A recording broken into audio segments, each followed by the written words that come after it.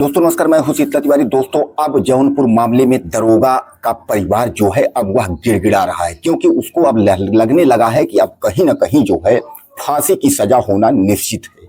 क्योंकि उसने जो है लालता का जो परिवार था उसने जमानत के लिए अर्जी दी थी, यानी बिल मंजूर करने के लिए गिड़गिड़ाया था जज से, लेकिन उसकी जमानत जो है वह मंजूर नहीं हुई।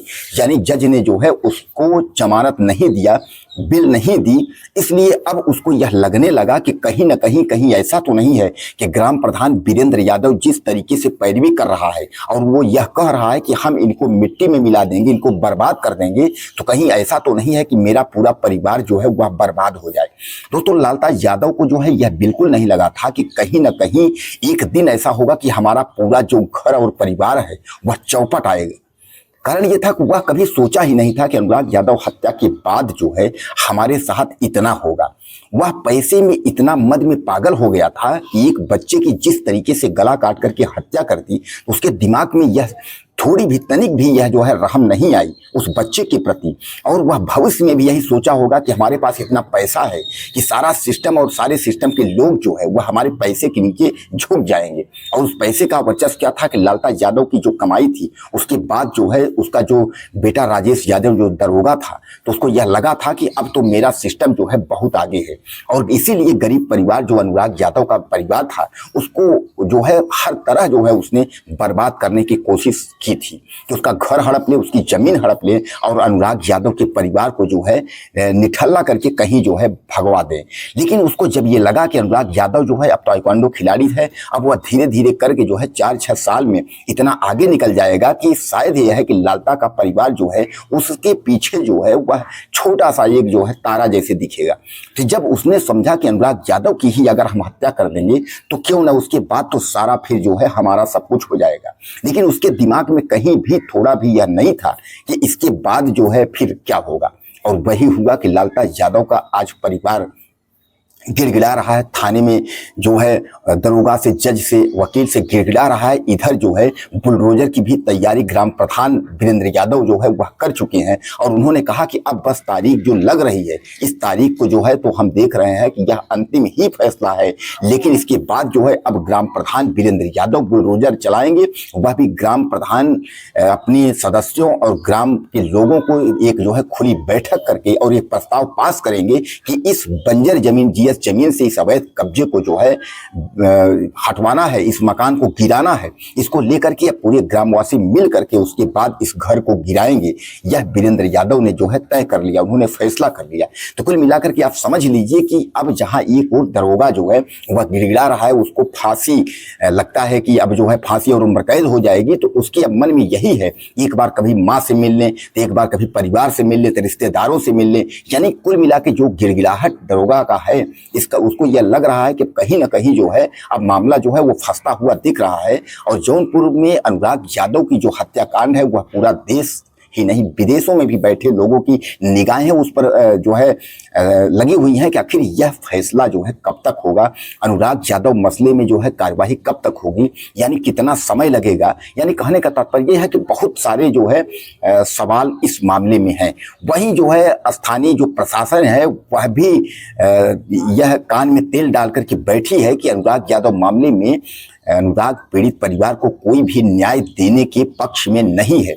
वह लालता यादव के यानी हत्यारे परिवार का कहीं न कहीं मदद करती हुई दिख रही है। जिस तरीके से तहसीलदार की जो रवैया है, यानी तहसीलदार जिस तरीके से तारीख पर तारीख देते हुए आज 90 दिन यानी 3 महीने से ज़्यादा दिन हो गए, तो अब लगता ये है कि अनुराग यादव का परिवार जो है वह अब न्याय की उम्मीद जहाँ एक ओर छोड़ चुका है, वहीं दूसरी ओर जो है नकेल जो है वह जेल प्रशासन और तमाम जो योगी आदित्यनाथ की सरकार है यह भी कसने में कसर नहीं छोड़ेंगे। क्योंकि अनुराग यादव को अगर न्याय नहीं मिला तो कुल मिलाकर के बहुत सारे सवाल खड़े होंगे, और सवाल खड़े होने का मतलब ये है कि योगी आदित्यनाथ सरकार की जो है वह छीछा लीदर हो जाएगी। इसलिए योगी आदित्यनाथ सरकार ने 5 लाख दे करके अपना पल्ला तो झाड़ लिया, लेकिन अनुराग यादव को जो न्याय चाहिए उनके पीड़ित परिवार को, आज अनुराग यादव तो दुनिया में है नहीं, लेकिन उस पीड़ित परिवार को जो न्याय चाहिए वह नहीं मिल रहा है। उस न्याय में क्या है कि इन जो अपराधी हैं, जो हत्यारे हैं, इनको जो है फांसी हो और उसके बाद इसका जो घर है वह जो है बुलडोजर से उसको ढहाया जाए, कि जो प्रक्रिया बुलडोजर बाबा के नाम से जो है उत्तर प्रदेश में जो चल रही थी, उस प्रक्रिया के तहत इनका घर जो है गिराया जाए। ग्राम प्रधान ने यह कह दिया है कि अगर यह बिल अगर हाईकोर्ट जाती है, सुप्रीम कोर्ट जाती है, जहां तक जाती है, हम इसका पीछा नहीं छोड़ेंगे। यह भी सोचेगा कि किसी जो है व्यक्ति से इसका पंगा पड़ा है। यानी कुल मिलाकर के ग्राम प्रधान जो है अपनी अड़ियल रवैया पे जो है वह अड़े हुए हैं, और उन्होंने यह कहा है कि हम इस व्यक्ति को जो है बर्बाद करके छोड़ेंगे। क्योंकि आपको मैं बता दूं कि ग्राम प्रधान केवल नहीं, केवल वीरेंद्र यादव नहीं, आप जैसे दर्शकों के और देश और दुनिया के जो लोग हैं, सब ग्राम प्रधान वीरेंद्र यादव के सपोर्ट में खड़े हैं। और यह बात लालता यादव का जो परिवार है उसको पता है कि जब तक वीरेंद्र यादव ग्राम प्रधान जो है सामने रहेगा, तब तक जो है कोई भी कार्यवाही हमारे पक्ष में नहीं होगी, हम जेल से बाहर नहीं निकल पाएंगे। इसीलिए आपको याद होगा कि जब लालता यादव की पत्नी इंद्रावती जो है पहुंची थी, तो कई लोगों के साथ वह भी घूर घूर के ग्राम प्रधान को ही देख रही थी, और वह मन में ही मन यही सोच रही थी कि यह ग्राम प्रधान जो है यह रोड़ा है। और दोस्तों, मैं आपको यह बात कई बार बता चुका हूं कि ग्राम प्रधान का मतलब यह होता है, जैसे देश का प्रधानमंत्री देश का राजा होता है, वैसे ग्राम प्रधान जो है ग्राम का राजा होता है। वह गांव के साथ जो भी चाहे कर सकता है। अगर वो चाहेगा तो ग्राम को जो है सोने की चिड़िया बना देगा, अगर वो चाहेगा तो गांव को भिखारी भी बना देगा। तो कहने का तात्पर्य यह है कि ग्राम प्रधान जो है वो सबसे बड़ी हस्ती होती है, और गांव का प्रथम व्यक्ति उसको माना जाता है। तो अगर वीरेंद्र यादव एक बार अगर तटस्थ है, अगर वह खड़े हैं और वह कह रहे हैं कि लालता यादव की जमानत याचिका हम खारिज करवाते रहेंगे, वह इसको निकलने नहीं देंगे, इसको हम वहां सलाह देंगे, तो आप यह मान के चलिए कि उन्होंने यहां तक भी कह दिया है कि इसकी गवाही सफाई यह सब करते हुए अब उम्र कैद या फांसी की स्थिति ही जो है इसको हो पाएगी। अब उधर जो दरोगा जो राजेश यादव है वह भी गिड़गिड़ा रहा है कि मैं तो एसआई की नौकरी, मैं तो दरोगा था, दूसरे को मैं न्याय करता था, दूसरों को पकड़ पकड़ के जेल में डालता था। लेकिन यह दरोगा को पता ही नहीं चला कि शायद है उसने सोचा या हम तो नौकरी में है, अब बाबू माई हत्या कर दिए हैं तो उसमें क्या होगा, बाबू माई पकड़े जाएंगे, बेल करा लेंगे। लेकिन दरोगा को तनिक भी इस बात का जो है यकीन नहीं था कि हम भी लपेटे में सीडीआर जो है जांच ली जाएगी।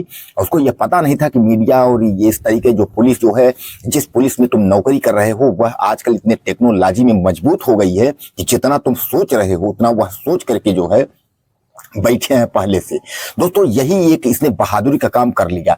नहीं आज ये सब लंगड़े और इनका इनकाउंटर हो गया होता, अगर ये फरार जैसे जिस तरीके रमेश और लालता लोग फरार थे, तो यह व्यक्ति ने जो है साठ गांठ करके जिस तरीके से लखनऊ में इन लोगों को सरेंडर करवाया, यहीं से यह लोग जो है बच गए। और यह सारी गणित जो है दरोगा राजेश यादव की है, यह सारी जो राजेश यादव है सारी गणित है, और यह सारी बात जो है न्यायालय और प्रशासन को जो है पता है।